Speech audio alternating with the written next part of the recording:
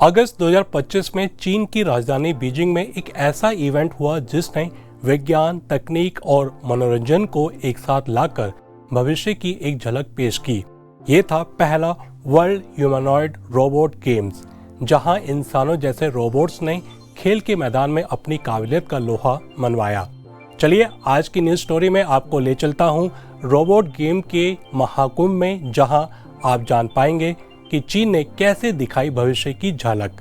World humanoid robot games 15 से 17 अगस्त तक चला और इसमें 16 देशों की 280 टीमों ने हिस्सा लिया, जिनके पास 500 से ज्यादा ह्यूमनॉइड रोबोट्स थे। बीजिंग के मशहूर नेशनल स्पीड स्केटिंग ओवल, जिसे आइस रिबन भी कहते हैं, और बर्ड्स नेस्ट जैसे ओलंपिक स्टेडियम्स ने इस ऐतिहासिक इवेंट की मेजबानी की। यह सिर्फ एक प्रतियोगिता नहीं थी, बल्कि चीन की रोबोटिक्स और आर्टिफिशियल इंटेलिजेंस में बढ़ती महत्वाकांक्षा और नेतृत्व का सबूत भी था। दरअसल इन गेम्स का उद्देश्य सिर्फ मेडल जीतना नहीं था, बल्कि रोबोटिक्स की दुनिया में हो रही तरक्की को दिखाना था। इसमें यूनिवर्सिटीज, रिसर्च इंस्टीट्यूट्स और प्राइवेट कंपनीज की टीमों ने भाग लिया, जिससे ये इनोवेशन और रिसर्च का एक बड़ा मंच बन गया। प्रतियोगिताओं को 3 मुख्य श्रेणियों में बांटा गया था: पारंपरिक खेल, कलात्मक प्रदर्शन और असली जिंदगी से जुड़ी चुनौतियां। खेल प्रतियोगिताओं में 100 मीटर हर्डल्स, 1500 मीटर दौड़, फुटबॉल और बॉक्सिंग जैसे इवेंट शामिल थे। H1 नाम के एक रोबोट ने 1500 मीटर की दौड़ जीतकर सबको हैरान कर दिया, जिसने ये दूरी लगभग 6 मिनट 34 सेकंड में पूरी की। ये भले ही मानव रिकॉर्ड से धीमा था, लेकिन ये तकनीकी उन्नति का एक बड़ा प्रमाण था। एक रोबोट का गिरना और फिर उठकर दौड़ना दर्शकों को बहुत पसंद आया। ये दिखाता है कि रोबोट्स में भी दृढ़ता आ रही है। खेलों के अलावा रोबोट्स ने अपनी कलात्मक क्षमता भी दिखाई। हिप हॉप डांस, कुंग-फू, संगीत, वाद्य यंत्र बजाना और फैशन शो जैसे प्रदर्शनों ने दर्शकों को मंत्रमुग्ध कर दिया। इन कार्यक्रमों में रोबोट्स ने मानव कलाकारों के साथ तालमेल बिठाकर काम किया, जैसे कि टेराकोटा वॉरियर जैसा अभिनय करना। ये तकनीक और संस्कृति के मेल का एक खूबसूरत उदाहरण था।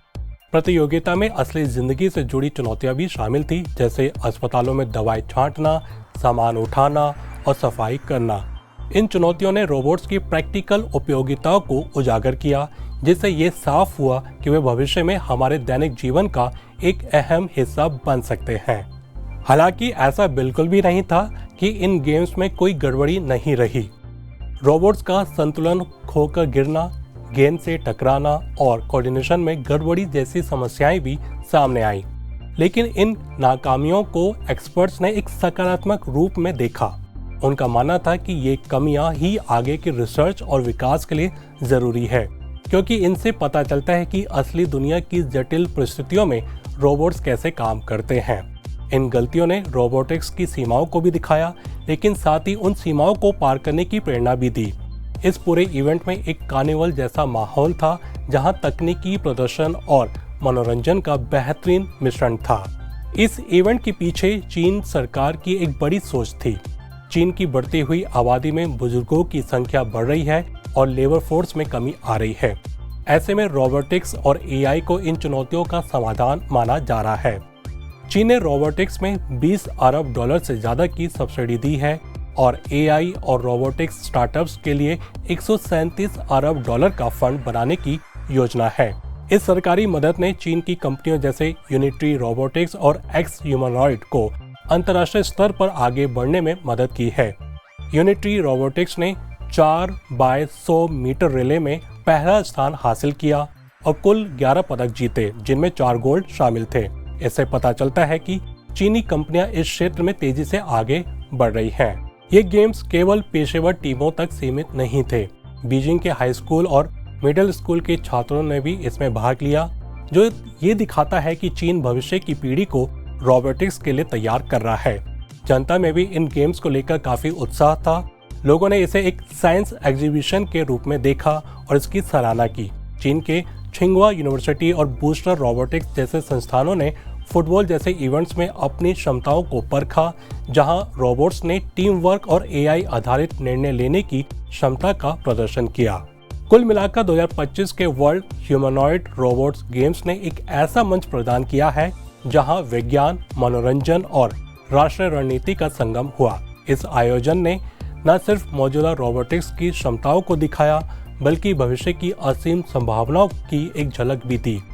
रोबोट्स का गिरना और फिर उठना इस बात का प्रतीक था कि प्रगति के रास्ते में चुनौतियां आती रहेंगी, लेकिन उन्हें पार करने का हौसला भी बना रहेगा। ये आयोजन एक मील का पत्थर था जो ये साबित करता है कि ह्यूमनॉइड रोबोट्स अब सिर्फ विज्ञान की कल्पना नहीं है, बल्कि एक हकीकत बन रहे हैं। अगला संस्करण अगस्त 2026 में होने वाला है, जो इस यात्रा की निरंतरता को सुनिश्चित करेगा। तो ये था आज का खास कार्यक्रम न्यूज़ फोकस। अभी इजाजत दीजिए, अगले हफ्ते फिर मिलेंगे इसी समय। नमस्ते।